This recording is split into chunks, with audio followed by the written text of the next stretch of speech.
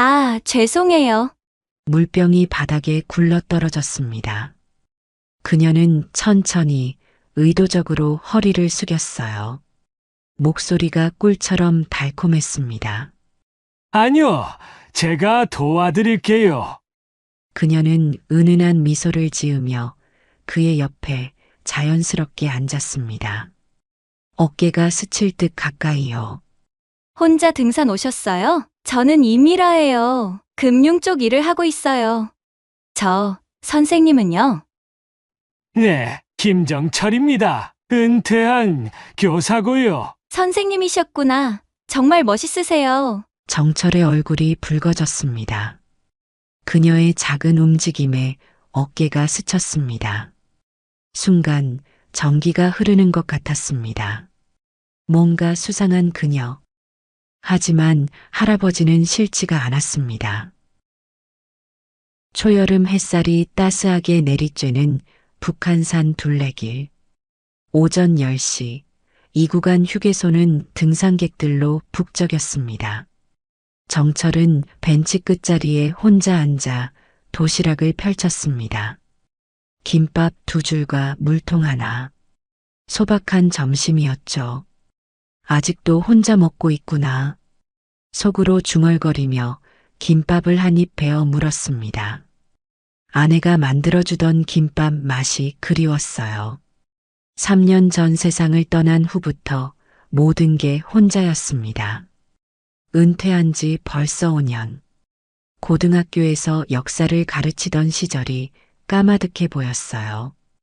그때는 매일이 바빴는데 이제는 시간만 남아 돌았습니다. 주 3회 등산이 유일한 일과였죠. 건강 관리도 중요했지만 집에 혼자 있으면 답답해서 견딜 수가 없었어요. 할아버지, 이번 주말에 또 와요. 지난 일요일 손녀 수민이 한 마리 떠올랐습니다. 12살 꼬마가 유일한 위안이었어요. 그 아이와 보내는 시간만이 진짜 살아있다는 느낌을 줬죠. 김밥을 다 먹고 물을 마시는데 뭔가 떨어지는 소리가 났습니다. 아, 정철이 고개를 돌렸습니다. 몇 미터 떨어진 곳에서 한 여성이 물병을 떨어뜨린 채 당황해하고 있었어요. 순간 눈이 휘둥그레졌습니다. 다른 등산객들과는 확연히 달랐어요. 세련된 운동복 차림에 화장까지 완벽했습니다. 나이는 40대 중반쯤 보였죠. 여성이 몸을 깊숙이 숙여 물병을 줍는 모습이 이상하게 느려 보였어요. 마치 일부러 그러는 것 같았습니다. 죄송해요. 도와주실 수 있나요? 목소리가 부드럽고 달콤했습니다. 정철의 가슴이 두근거리기 시작했어요. 오랜만에 듣는 여성의 부탁이었거든요. 정철은 황급히 일어나 다가갔습니다. 손이 살짝 떨렸어요. 괜찮습니다. 제가 도와드릴게요. 물병을 주워 건네는 순간 여성이 미소를 지었습니다. 그 미소에 정철의 마음이 순간 흔들렸어요. 정말 고마워요. 혼자 와서 이런 일이 생기니까 당황스럽네요. 여성이 자연스럽게 정철 옆 벤치에 앉았습니다. 너무 가까이 앉아서 어깨가 닿을 뻔했어요. 정철의 심장이 더 빨리 뛰었습니다. 혼자 등산 오시는 게 대단하세요. 칭찬을 받으니 기분이 좋아졌어요. 언제부터인가 누군가에게 인정받는 일이 없었거든요. 아, 저는 이미라라고 해요. 금융 쪽 일을 하고 있어요. 여성이 손을 내밀며 자기소개를 했습니다. 정철도 어색하게 악수를 받았어요. 김정철입니다. 은퇴한 교사고요. 선생님이셨구나. 정말 멋있어요. 미라의 눈이 반짝였습니다. 뭔가 관심 있어 하는 눈빛이었어요. 정철의 얼굴이 붉어졌습니다. 언제 마지막으로 이렇게 칭찬을 들어봤나 싶었어요. 혹시 자주 오세요? 네, 일주일에 3번 정도 와요. 혼자 오시는 거예요? 미라가 정철의 팔에 살짝 손을 올렸습니다. 그 순간 전기가 흐르는 것 같았어요. 정철의 목소리가 떨렸습니다. 네. 혼자 살아서요. 아, 그러시구나. 미라의 목소리에 동정이 섞여 있었어요. 하지만 이상하게 따뜻했습니다. 정철은 갑자기 많은 말을 하고 싶어졌어요. 누군가 자신의 이야기를 들어주는 게 너무 오랜만이었거든요. 아내를 3년 전에 잃었어요. 그 후로는 계속 혼자. 말끝이 쓸쓸해졌습니다. 미라가 정철의 어깨에 손을 올렸어요. 얼마나 힘드셨을까요? 그 따뜻한 위로에 눈시울이 뜨거워졌습니다. 정철은 고개를 돌려 눈물을 감추려 했어요. 손자나 손녀는 계세요? 손녀가 하나 있어요. 수민이라고 12살이죠. 아, 그럼 외롭지 않으시겠네요. 미라가 환하게 웃으며 정철의 팔을 가볍게 쳤습니다. 그 순간 정철의 마음에 따뜻한 기운이 퍼졌어요. 오랜만에 누군가와 이렇게 자연스럽게 대화하는 게 신기했습니다. 그래도 평소에는 많이 외로우시겠어요. 미라의 말에 정철이 깊게 고개를 끄덕였어요. 정말 맞는 말이었거든요. 혹시 연락처 주실 수 있나요? 저도 가끔 혼자 등산 와서 무서울 때가 있어요. 미라가 수줍게 웃으며 말했습니다. 정철의 가슴이 또 한 번 두근거렸어요. 여성에게 연락처를 달라는 부탁을 받은 게 얼마만인가요? 네, 물론이죠. 정철은 서둘러 핸드폰 번호를 알려줬습니다. 미라가 자신의 번호도 정철의 핸드폰에 저장해줬어요. 그때 미라가 정철의 손을 살짝 잡았습니다. 꼭 연락 주세요. 속삭이는 듯한 목소리였어요. 정철의 얼굴이 더욱 빨개졌습니다. 미라가 일어서며 다시 한번 미소를 지었어요. 그리고 천천히 멀어져 갔습니다. 정철은 한참 동안 그 자리에 앉아 있었어요. 가슴이 아직도 두근거렸습니다. 이런 일이 정말 일어나는구나. 혼자 중얼거리며 미소를 지었어요. 오랜만에 진짜 웃음이 나왔습니다. 핸드폰을 꺼내 미라의 번호를 다시 한번 확인했어요. 정말 꿈이 아니었습니다. 집으로 돌아가는 길, 정철의 발걸음이 한결 가벼웠어요.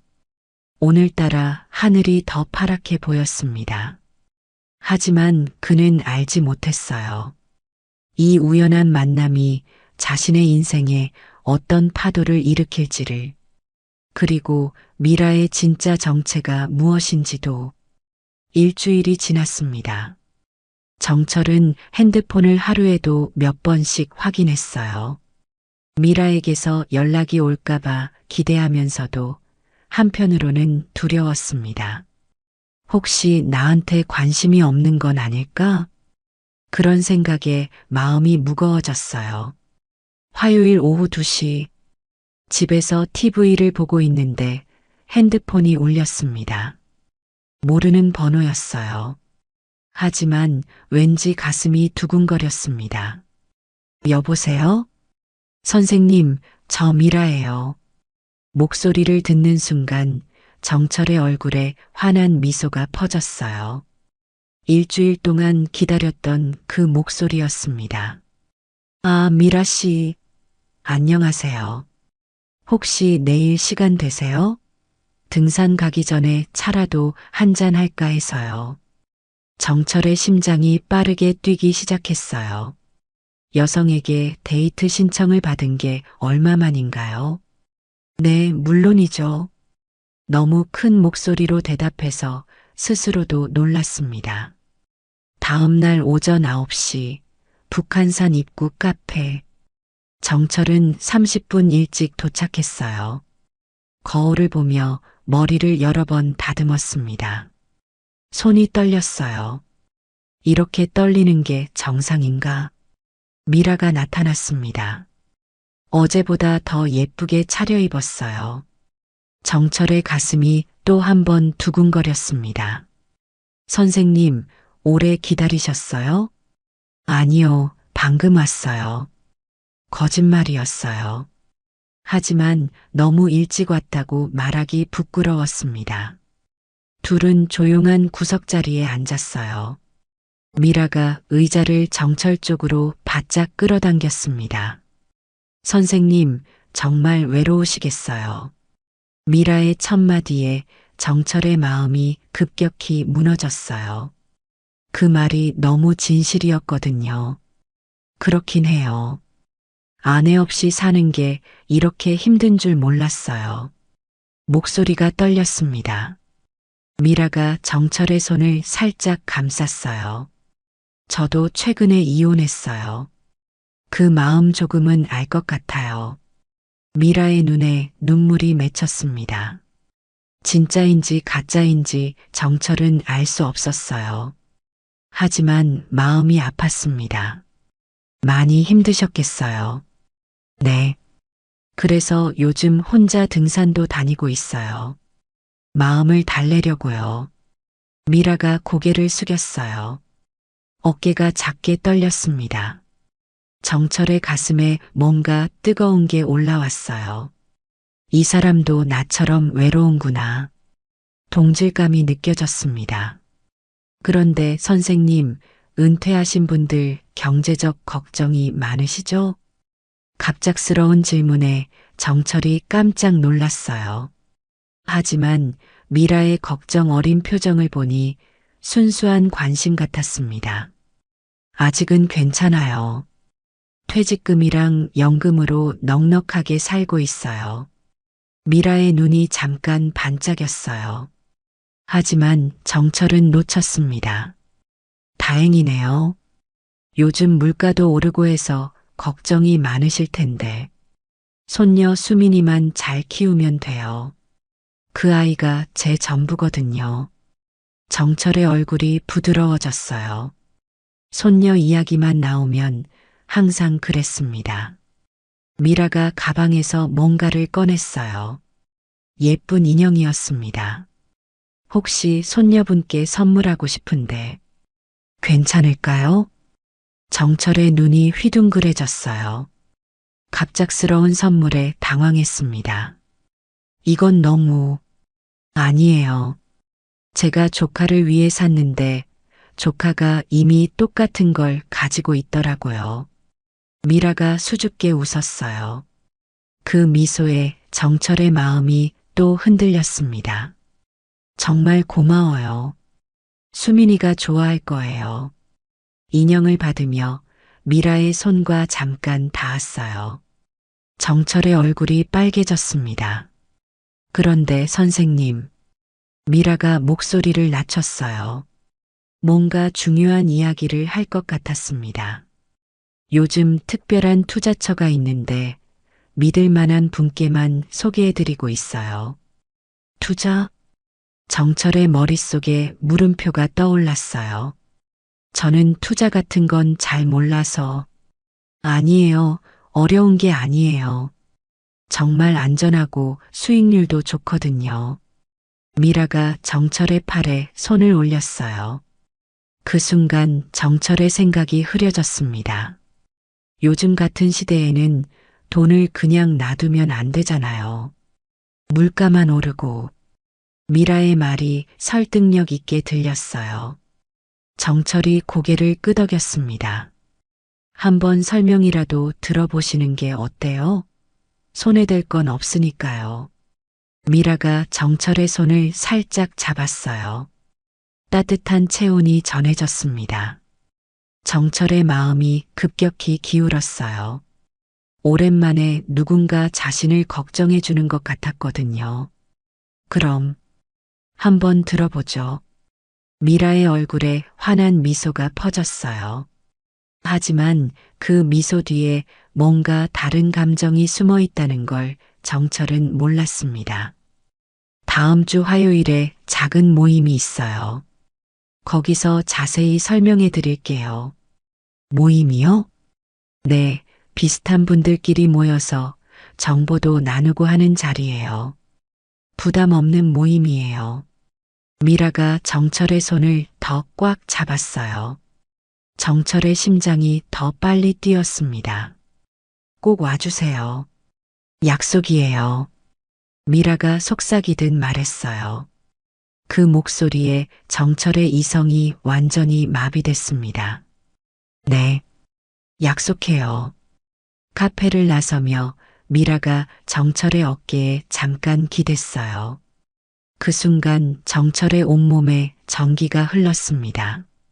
집으로 돌아가는 길, 정철은 붕 떠 있는 기분이었어요. 오랜만에 느끼는 설렘이었습니다. 핸드폰을 보며 미라의 번호를 다시 확인했어요. 정말 꿈만 같았습니다. 하지만 마음 한구석에서는 작은 의문이 피어올랐어요. 너무 좋은 이야기 아닌가? 그 의문을 떨쳐내려 했지만 쉽지 않았습니다.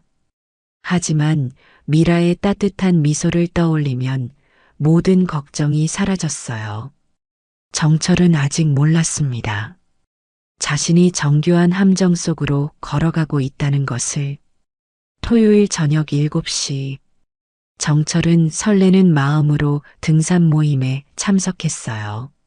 매주 토요일마다 만나는 단골 멤버들이었습니다.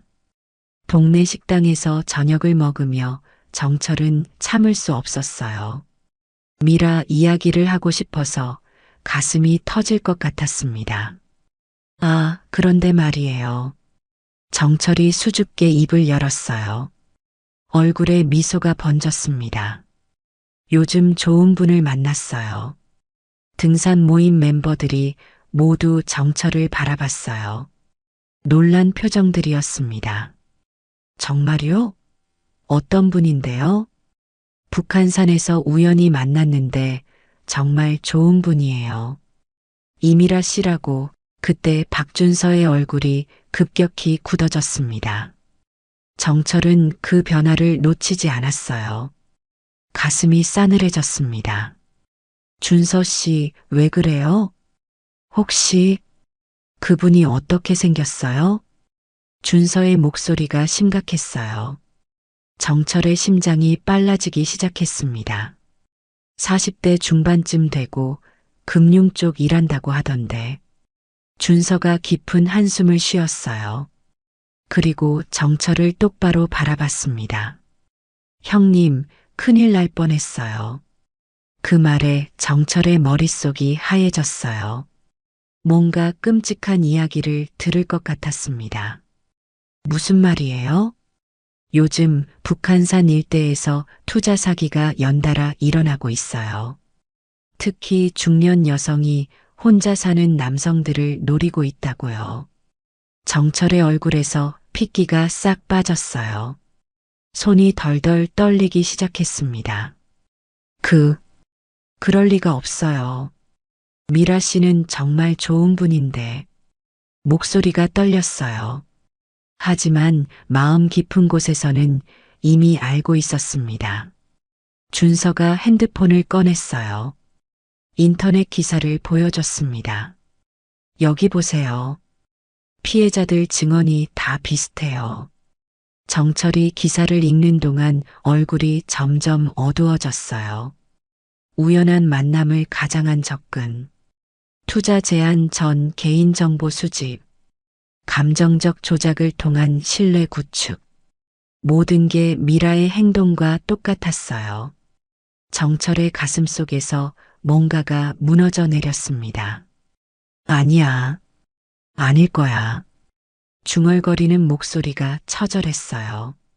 하지만 현실을 부정할 수 없었습니다. 준서가 정철의 어깨에 손을 올렸어요. 형님, 혹시 돈 이야기는 안 나왔어요? 정철의 얼굴이 더욱 창백해졌어요. 미라가 투자 이야기를 꺼낸 게 떠올랐거든요. 그런 이야기가 나오긴 했는데, 투자 모임에 나오라고 했죠? 준서의 정확한 추측에 정철이 깜짝 놀랐어요. 등골이 오싹해졌습니다. 어떻게 알았어요? 다른 피해자들도 똑같은 패턴이었어요. 먼저 신뢰를 쌓고 그 다음에 투자 모임으로 유인하는 거죠. 정철의 두 손이 주먹으로 꽉 쥐어졌어요. 분노와 수치심이 동시에 밀려왔습니다. 내가 이렇게 바보였나? 자존심이 완전히 짓밟힌 기분이었어요. 그럼 미라 씨가 나한테 보인 관심도 다 가짜였다는 거예요? 목소리가 떨렸어요. 마지막 희망마저 놓고 싶지 않았습니다. 준서가 고개를 끄덕였어요. 표정이 안타까웠습니다. 죄송해요, 형님. 정말 죄송해요. 그 순간 정철의 마음속에서 뭔가가 와르르 무너졌어요. 일주일 동안 느꼈던 모든 설렘이 한순간에 사라졌습니다. 내가 정말 한심하네요. 정철의 목소리에 절망이 가득했어요. 다른 모임 멤버들도 안타까운 표정으로 바라봤습니다. 형님, 괜찮아요. 아직 피해는 없으셨잖아요. 하지만 나는 정말 믿었어요. 정말로. 말끝이 쓸쓸해졌어요. 정철의 눈가에 눈물이 맺혔습니다. 오랜만에 느꼈던 설렘이 모두 거짓이었다는 게 너무 아팠어요. 준서가 정철의 손을 잡았어요. 형님, 이제라도 알게 된 게 다행이에요. 내일 바로 경찰서에 신고하세요. 정철이 고개를 끄덕였어요. 하지만 마음은 텅 비어 있었습니다. 집으로 돌아가는 길, 정철은 핸드폰을 꺼냈어요. 미라의 번호가 거기 있었습니다.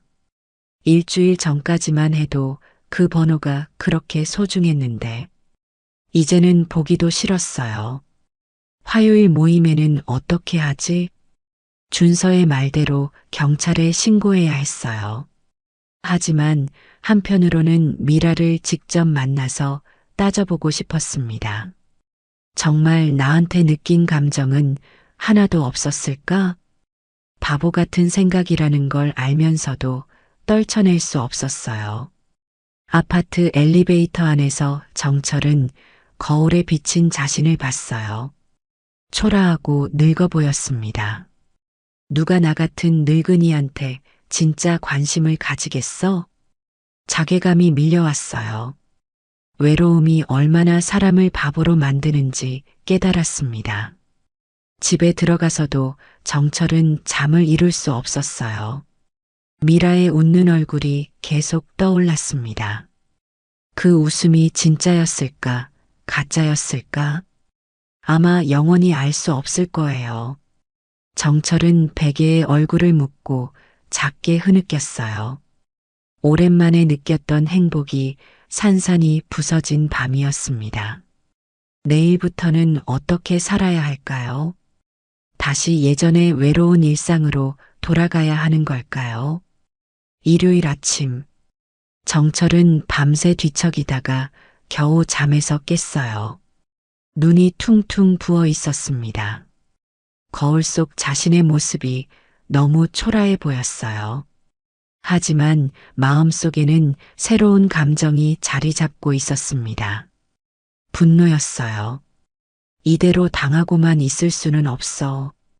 30년 동안 학생들을 가르쳤던 교사의 정신이 되살아났습니다. 정철의 눈에 강한 의지가 타올랐어요. 오전 10시 준서에게 전화를 걸었습니다.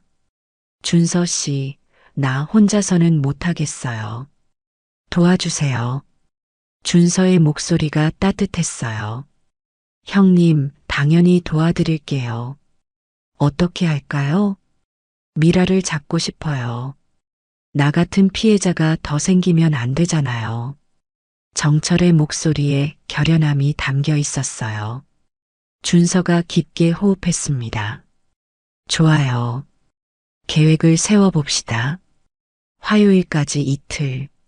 정철과 준서는 치밀하게 계획을 세웠어요. 경찰서에도 신고했습니다. 화요일 당일 약속 장소 근처에는 경찰과 등산 모임 멤버들이 대기하고 있었어요. 정철의 심장이 빠르게 뛰었습니다. 긴장과 분노가 뒤섞인 기분이었어요. 하지만 미라는 나타나지 않았습니다. 1시간을 기다려도 연락이 없었어요. 뭔가 눈치챈 것 같아요. 준서가 안타까운 표정으로 말했습니다. 정철의 주먹이 꽉 쥐어졌어요. 이렇게 끝낼 수는 없어. 일주일이 흘렀습니다. 정철은 새로운 계획을 세웠어요. 지역 노인센터에서 투자 사기 예방 교육을 시작한 거예요. 첫 강의 날 정철의 목소리는 떨렸지만 강했습니다. 여러분, 저도 최근에 사기를 당할 뻔했어요. 솔직한 고백에 청중들이 놀랐어요. 정철이 계속 말했습니다. 외로움이 우리를 약하게 만들어요. 하지만 지혜가 있다면 위기를 극복할 수 있어요. 강의가 끝난 후 많은 어르신들이 정철에게 다가왔어요. 비슷한 경험을 털어놓으며 고마움을 표했습니다. 정철의 마음에 따뜻한 기운이 퍼졌어요. 이런 보람을 느껴본 게 얼마만인가요? 한 달이 지났습니다. 일요일 오후 정철은 손녀 수민과 함께 북한산에 왔어요. 할아버지, 요즘 더 멋있어졌어요.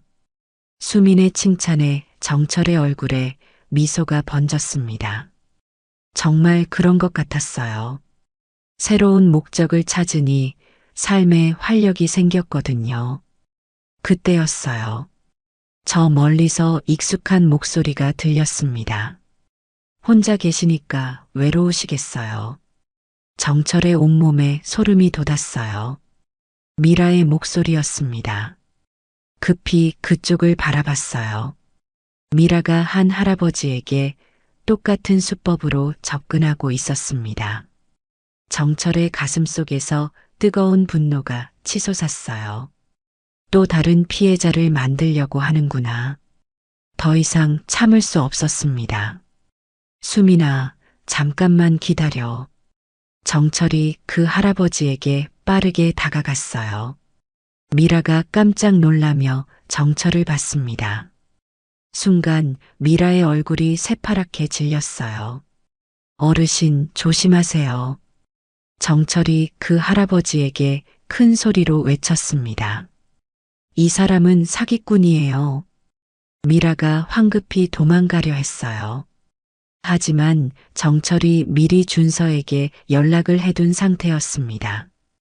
준서와 다른 등산객들이 미라를 둘러쌌어요. 어디 가시려고요? 준서의 목소리가 차가웠습니다. 미라의 얼굴에서 모든 가면이 벗겨졌어요. 저는 아무것도 안 했어요. 미라가 발버둥쳤지만 소용없었어요.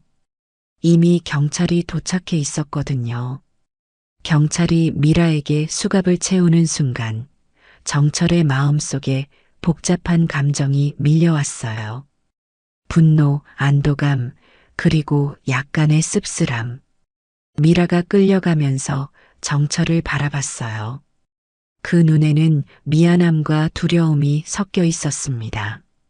정철은 아무 말도 하지 않았어요. 할 말이 없었거든요. 할아버지, 정말 대단해요. 수민이 정철의 손을 꽉 잡으며 말했어요. 자랑스러운 표정이었습니다. 다른 할아버지를 도와주셨잖아요. 그제야 정철의 마음이 따뜻해졌어요. 손녀의 존경하는 눈빛이 모든 상처를 치유해주는 것 같았습니다. 구해준 할아버지가 정철에게 깊게 고개를 숙였어요. 정말 고맙습니다. 덕분에 큰일 날 뻔한 걸 피했네요. 준서가 정철의 어깨를 두드렸어요. 형님, 정말 멋있었어요. 진짜 선생님다웠어요. 그 말에 정철의 가슴이 뜨거워졌어요. 오랜만에 진짜 교사가 된 기분이었습니다. 집으로 돌아가는 길, 수민이 정철의 팔짱을 끼며 말했어요. 할아버지는 정말 영웅이에요. 정철이 수민의 머리를 쓰다듬었어요. 이 아이가 있어서 얼마나 행복한지 모르겠어요. 할아버지도 수민이가 있어서 힘이 났어. 그날 밤 정철은 오랜만에 깊이 잠들었어요. 악몽 대신 좋은 꿈을 꿨습니다. 많은 사람들을 도와주는 꿈이었어요. 이제 새로운 시작이었습니다. 진짜 의미 있는 인생을 살아갈 때가 온 거예요. 일주일 후 경찰서. 정철은 미라 사건의 핵심 증인으로 조사를 받고 있었어요. 다른 피해자들도 속속 나타나고 있었습니다. 경찰관이 서류를 정리하며 말했어요. 김 선생님 덕분에 큰 사기 조직을 잡을 수 있었습니다. 정철의 가슴이 뿌듯해졌어요. 자신의 경험이 다른 사람들에게 도움이 된다는 게 신기했습니다. 그때 경찰관이 충격적인 말을 했어요. 그런데 범인의 본명이 이미숙이에요. 혹시 아시는 분인가요? 정철의 머릿속이 하얘졌습니다. 이미숙. 그 이름이 너무나 익숙했어요. 25년 전 자신이 가르쳤던 제자의 이름이었거든요. 그럴 리가 없어요. 정철의 목소리가 떨렸어요. 하지만 가슴 깊은 곳에서는 이미 확신하고 있었습니다. 사진을 보여드릴까요? 경찰관이 건넨 사진을 보는 순간 정철의 온몸에 전율이 흘렀어요. 25년 전 그 똑똑했던 학생의 모습이 선명하게 떠올랐습니다.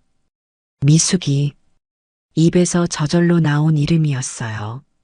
정철의 눈에 눈물이 맺혔습니다. 가정 형편이 어려워 대학을 포기했던 그 아이. 졸업 후 연락이 끊어졌던 그 학생이었어요. 선생님 아시는 분이세요? 제자였어요. 정철의 목소리가 쉬었어요. 마음속에서 뭔가가 무너져 내리는 소리가 들렸습니다. 경찰서를 나오며 정철은 비틀거렸어요.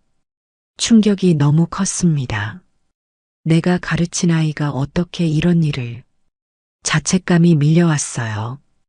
교사로서 그 아이를 제대로 돌보지 못했다는 생각이 들었거든요. 이틀 후 정철은 다시 경찰서를 찾았어요. 미숙이를 만나고 싶어서였습니다. 유치장에서 만난 미숙의 모습은 초라했어요. 예전의 화려함은 온데간데 없었습니다. 미숙이 정철을 보자 고개를 푹 숙였어요. 선생님. 그 한마디에 정철의 가슴이 찢어질 것 같았어요. 미숙아, 왜 이런 일을 했니? 정철의 목소리에 슬픔이 가득했어요. 미숙이 눈물을 흘리며 대답했습니다. 죄송해요, 선생님. 정말 죄송해요. 선생님한테 사기를 치려고 했던 거니? 미숙이 더 큰 소리로 울었어요. 정철의 마음도 같이 아팠습니다. 처음에는 몰랐어요. 나중에 선생님인 걸 알고도 멈출 수가 없었어요. 미숙의 고백에 정철이 깊은 한숨을 쉬었어요. 힘들었구나.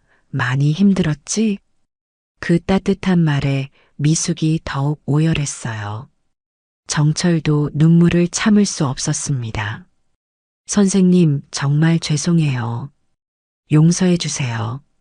정철이 유리창에 손을 댔어요.